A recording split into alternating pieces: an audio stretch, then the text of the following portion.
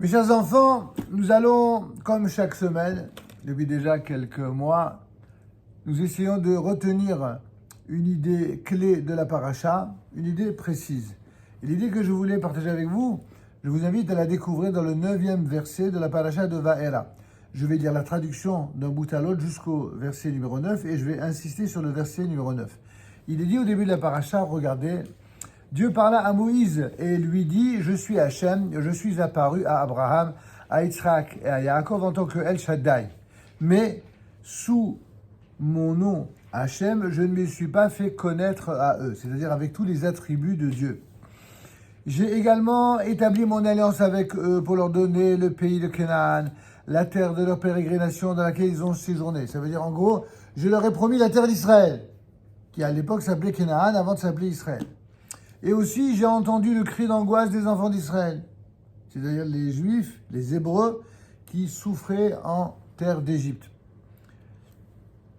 Cri d'angoisse des enfants d'Israël que l'Égypte a servi, et je me suis rappelé de mon alliance. C'est quoi l'alliance ? C'est-à-dire la promesse faite à Abraham, à Isaac et à Jacob, chaque fois la promesse dans laquelle Dieu disait « Je donnerai cette terre que voici à ta postérité ». Et ça a été dit à Abraham, ça a été répété à Yitzhak, ça a été confirmé à Yaakov. C'est pourquoi, poursuit le texte, c'est dit aux enfants d'Israël, je suis Hachem, et je vous ferai sortir de sous les corvées d'Égypte. Je vous sauverai de leur servitude, je vous délivrerai avec un bras étendu et avec de grands jugements. Je vous prendrai pour moi comme peuple et je serai pour vous un Dieu. Les 4 verbes qui sont employés ici, nos sages insistent pour dire que ce sont les 4 verbes de la délivrance. Je répète, je vous ferai sortir, je vous sauverai, je vous délivrerai, je vous prendrai pour moi comme peuple et je serai pour vous un Dieu. Ces 4 verbes de la délivrance correspondent à 4 étapes de la délivrance d'Israël, mais c'est également la correspondance des 4 vers de Kiddush que nous récitons, que nous consommons le soir de la fête de Pessah. Un soir en Israël et en dehors d'Israël, 2 soirs. D'accord ? Alors pourquoi c'est important de rappeler tout cela ? Pour rappeler que toute est délivrance, aussi bien la première délivrance d'Égypte comme la dernière délivrance d'Israël, toutes ces délivrances se font toujours de manière progressive, par étapes, comme dit le Talmud, Ageulat tavo kima kima. Eh bien, la délivrance viendra toujours de manière progressive. Ceux qui sont pressés, qui veulent tout de suite, alors ils ont tout faux. Et vous saurez que je suis Hachem votre Dieu, qui vous fait sortir de sous les corvées d'Égypte. Je vous conduirai vers le pays au sujet duquel j'ai levé ma main pour donner à Abraham, à Yitzhak et à Yaakov. C'est-à-dire j'ai prêté serment de les leur donner. Et je vous le donnerai en héritage. Je suis Hachem. À chaque fois qu'une phrase dans le verset de la Torah termine par « Je suis Hachem, je suis l'Éternel », c'est comme si Dieu signait. Je m'engage. Je m'engage à respecter mon engagement. Ainsi, Moïse parla aux enfants d'Israël, mais ils n'écoutèrent pas Moïse à cause du souffle court et du travail pénible. Alors c'est sur ce verset que je voulais attirer votre attention, les enfants. Qu'est-ce que ça signifie, mikotser ruach ou me'avoda kasha, à cause du souffle court et du travail pénible? C'est quoi ce souffle court et ce travail pénible? Ici, la note vous renvoie à un commentaire intéressant qui vous dit « Pourquoi les enfants d'Israël n'écoutèrent pas ? Ils n'ont pas réagi à la promesse de Moïse. Ils se sont montrés insensibles à ce que Dieu était en train de leur annoncer. Il leur annonce une merveille, une terre promise, et au lieu de cela, ils sont insensibles. Pourquoi ils sont insensibles? À cause des douleurs de l'exil. Donc le premier sens de Côte, c'est loi. Le souffle court, ça veut dire comme quelqu'un qui a le souffle coupé. Tellement il souffre des douleurs qui ont été infligées par Pharaon et les Égyptiens en exil d'Égypte, pendant l'esclavage d'Égypte, que quand quelqu'un souffre, il n'entend plus rien, il est complètement sourd à l'écoute de Dieu. Donc ça, c'est le pshat. Mais je dirais que dans notre génération, il y a un autre pshat, une autre explication que je propose. C'est que lorsque quelqu'un pense qu'il va réussir à atteindre l'objectif en empruntant un raccourci, mais kotser ruach, c'est au sens figuré, c'est-à-dire en ayant un ruach, un esprit, que je traduirais par l'esprit du raccourci. Il y a des gens qui veulent toujours prendre des raccourcis pour arriver à leur fin. On a des gens comme ça dans la politique, on a comme ça des gens dans les affaires, on a même comme ça des gens dans le monde de la foi.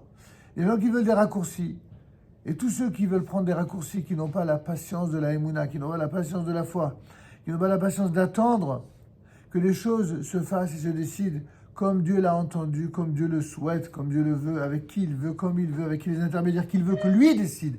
Et lui seul décide. Ceux qui sont finalement avec un esprit que j'appelle celui du raccourci, alors malheureusement, c'est comme quelqu'un qui veut prendre un raccourci alors qu'il ne sait pas où il va. Qu'est-ce qui se passe? La conséquence, c'est que le chemin sera 10 fois plus long. C'est ce que les enfants d'Israël vont faire. Ils voudront prendre un raccourci par rapport à leur émouna. Et ceux qui prennent le raccourci, qu'est-ce qu'ils font? Ils contestent, ils râlent tout le temps. C'est ce qu'ont fait les enfants d'Israël lors de la sortie d'Égypte. Ils râlent, ils ont rouspété, ils n'étaient jamais contents. Ils ont critiqué tantôt Moïse, tantôt Dieu, tantôt les uns, tantôt les autres. Et le résultat de cette volonté de raccourcir, c'est quoi le résultat? C'est qu'au lieu d'aller plus vite, eh bien, ils sont allés beaucoup plus long. D'un chemin qui aurait dû durer simplement 11 jours de marche, au lieu de parcourir un chemin pour sortir d'Égypte et rentrer en terre d'Israël de 11 jours, qu'est-ce qui va se passer? Ils vont durer et ils vont séjourner pendant 40 ans dans le désert. Et la plupart de ceux qui sont sortis d'Égypte, en tout cas ceux qui avaient plus de 20 ans, ils sont tous morts dans le désert. Les seuls qui sont restés vivants sont ceux qui avaient moins de 20 ans lors de la sortie d'Égypte, plus deux tzadikim qu'on a appelés Josué, Yoshua ben Nun et Caleb ben Yefouné. Vous vous rendez compte? Précisons-nous néanmoins que, comme le font la plupart des commentateurs, que le verset attribue leur réticence non à une foi défaillante, c'est pas parce qu'ils n'avaient plus la foi, mais aux conditions très difficiles à tout point de vue de leur esclavage. Et néanmoins, comme le dit le verset 12, Moïse s'est lui-même jugé seul responsable de cet échec. Donc on voit que les enfants d'Israël, comme souvent ceux qui souffrent, et ce fut le cas des enfants d'Israël pendant des siècles et des siècles de souffrance, à travers les siècles d'exil, souvent les Juifs ont beaucoup souffert. Ils ont souffert du mensonge, ils ont souffert des méchancetés, ils ont souffert des injustices infligées, ils ont souffert de tout le mal qu'on leur a fait. Et la conséquence, c'est que certains parmi eux, pas tous, mais certains parmi eux, eh bien, en raison de ces souffrances, sont restés sourds à l'appel d'Hachem, à l'appel du divin. Tout comme, par exemple, certains ont souffert pendant l'acquisition d'Espagne, d'autres ont souffert pendant les pogroms de toute l'histoire européenne, et d'autres ont souffert des mauvais traitements au pays d'islam. Puis certains d'autres ont souffert pendant la Shoah. Mais toutes ces souffrances-là, elles ont différentes raisons, différentes origines. C'est ce que nos sages nous amènent à essayer de comprendre pour tirer les leçons. Les souffrances ne sont jamais vaines, même quand elles sont douloureuses. Elles sont toujours soit pour expier des fautes, soit pour nous amener à être beaucoup plus grands, soit finalement, ce sont même parfois des souffrances d'amour pour tirer le meilleur de nous-mêmes. Alors pour terminer, un petit chidouche que j'avais fait justement à la fin de la dernière paracha, c'est-à-dire la paracha de Shemot. À la fin de la paracha de Shemot, il est dit que Moïse, si on peut s'exprimer ainsi, s'en est pris à Dieu. Et il a dit comment? Du moment où je suis allé faire Pharaon, pour parler en ton nom, toi qui m'as nommé comme émissaire pour sauver ce peuple, non seulement ce Pharaon, il a fait encore plus de mal aux enfants d'Israël, et toi, Dieu, tu n'as pas sauvé ton peuple. On peut se poser la question légitimement, mais comment Dieu se permet-il de parler de la sorte comment Moïse, se permet-il de parler de la sorte à Dieu? On est d'autant plus étonné que Moïse, c'est l'homme le plus humble que la terre ait porté. C'est Dieu lui-même qui en atteste dans la Torah. Et comment cet homme qui est décrit comme quelqu'un d'humble, mais comme quelqu'un qui est fidèle à la parole divine, qui est fidèle à Hachem, comment a-t-il pu parler de la sorte? Alors, là aussi, on peut dire que quand quelqu'un souffre, de voir souffrir ceux qu'il aime, il peut à un moment donné perdre le contrôle, même un grand comme Moshe Rabbeinu. Mais on peut y voir ici un enseignement original. Les gens qui souffrent, tout comme les gens qui ont, comme on a dit, le souffle court, sont des gens qui prennent des raccourcis, qui veulent tout de suite, qui sont impatients. Ils veulent tout maintenant. Et j'ai donné 3 exemples la semaine dernière. Je ne sais pas si vous avez eu l'occasion d'écouter le narration, comme j'étais en Israël, alors je vous en fais partager le contenu. De notre génération, il existe 3 aspirations légitimes qui ont fait l'objet de slogans et, je dirais, presque de propagande, en tout cas de militantisme autour de ce slogan. Les uns, eh bien, ont souhaité avoir la paix. La paix tout de suite, ça a donné ce qu'on appelle Shalom Arshav, la paix maintenant. D'autres ont souhaité le Mashiach Now, le Mashiach Arshav, le Mashiach maintenant. Et d'autres, enfin, plus récemment, ont souhaité voir le retour des Khatoufim, c'est-à-dire de ceux qui ont été pris en otage lors de la guerre du 7 octobre, infligée par le Hamas. Et ils veulent et ils exigent le retour des otages Arshav. Bring them now. Et ce que j'ai souhaité apporter comme réflexion sur cette exigence, le point commun entre ces 3 exigences, c'est bien sûr la bonne foi et la bonne volonté de ceux qui le souhaitent. Il y a des gens qui veulent tellement la paix qu'ils la veulent tout de suite. Il y a des gens qui veulent tellement le Mashiach qu'ils veulent le Mashiach tout de suite. Il y a des gens qui veulent tellement le retour des otages qu'ils le veulent tout de suite. Mais quel est le point commun, bien que ce ne soient pas du tout les mêmes personnes, et pas pour les mêmes raisons? Ils ont toutes, certes, une bonne intention. Quel est le point commun entre des gens qui sont si dissemblables? Le point commun, c'est qu'ils s'imaginent qu'il suffit de balancer un slogan et d'y croire très fortement pour que leur exigence puisse exister, puisse être suivie des faits. En vérité, on n'a pas à exiger à Dieu quoi que ce soit. On doit prier Dieu, on doit supplier Dieu que lui décide. C'est lui qui décide. C'est ni Shalom Arshav, ni ceux qui prétendent Mashiach Now, ni ceux qui veulent le retour Mahzirim et Tachatufim Arshav. Aucun de ces 3, aussi légitimes puissent être leur attente et leur prière, il faut que ça ne reste qu'en termes de prière et pas en termes d'exigence. Mais qui on est nous pour dire on exige? Le seul qui peut exiger quoi que ce soit dans ce monde, c'est Dieu. Dès qu'un être humain exige, c'est que soit c'est un dictateur, soit il se prend pour Dieu. Dans les 2 cas, il est fautif. On doit prier, supplier Dieu pour que lui décide. Vous comprenez la nuance ou pas?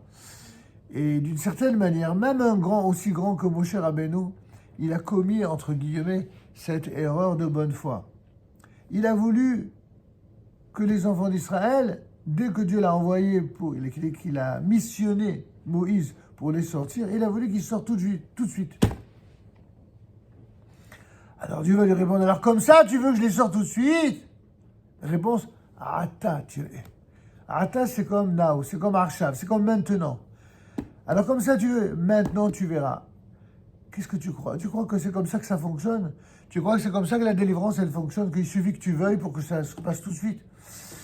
Tu comprends pas que la Emouna, c'est-à-dire la foi, nos sages l'expliquent par un mot qui s'appelle la Hamtana, la capacité d'attendre. La capacité d'attendre, c'est-à-dire la capacité d'accepter que les choses prennent du temps et de ne pas vouloir tout de suite. Une femme qui désire un enfant avec son époux, elle ne peut pas, je le veux tout de suite. Il faut qu'elle attende 9 mois. C'est comme ça. Et une fois que l'enfant vient au monde, on dit qu'elle connaît la délivrance. Elle est délivrée pour avoir cet enfant. Et toutes les délivrances, c'est comme ça. Le peuple d'Israël aussi, il doit passer par des étapes, parfois douloureuses, parfois longues, lentes. Mais finalement, c'est Dieu qui fixe les règles, c'est Dieu qui fixe les conditions. Et à la fin du compte, lorsque Dieu décide, alors c'est lui qui le décide, et rien ni personne, ni chez les juifs, ni chez les non-juifs, ni chez les religieux, ni chez les non-religieux. Personne ne peut s'opposer à ce que Dieu a décidé. Et c'est ce que Dieu va donner comme message, non seulement à Moïse, mais à l'ensemble des grands décideurs de ce monde. Ata tir'e et asher ya'aseh le Pharaon. Maintenant, tu verras ce que je vais faire à Pharaon.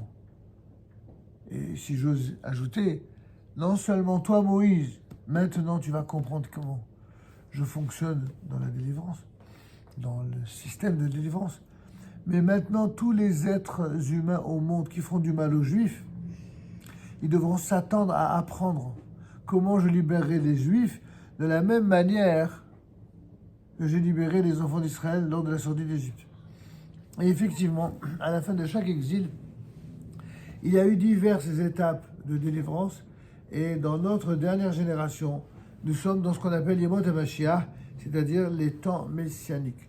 Et nos sages nous disent que toutes les prédictions faites par nos sages pour s'attendre à la venue du Mashiach, tous les signes avant-coureurs, eh bien, ont déjà été réalisés, tels qu'ils sont rapportés à la fin du traité talmudique de Sanhedrin, dans le fameux Pelek Helek. Et tous ces temps-là, tous ces repères sont déjà réalisés. Ça veut dire qu'aujourd'hui, toutes les conditions sont réalisées et nous sommes les témoins dans notre génération, et depuis déjà quelques décennies, du retour progressif et massif à la fois du peuple juif sur sa terre. Sur la terre promise à Abraham, à Isaac et à Jacob, ainsi que la terre qui, Be'ezrat Hashem, reviendra à ses enfants, comme on le voit de nos jours, où nous voyons que grâce à Dieu, jamais la terre d'Israël a été aussi remplie de ses habitants, de ses enfants, et même si malheureusement il faut parfois se battre pour mériter de la gagner, de la conserver, de la garder, eh bien, Be'ezrat Hashem, après chaque guerre douloureuse qui nous amène des pertes, eh bien, chaque guerre va révéler au monde un peu plus et davantage la relation absolument indéfectible qui existe entre le peuple juif et la terre d'Israël, son Dieu et bien entendu sa Torah. Shabbat shalom mes enfants.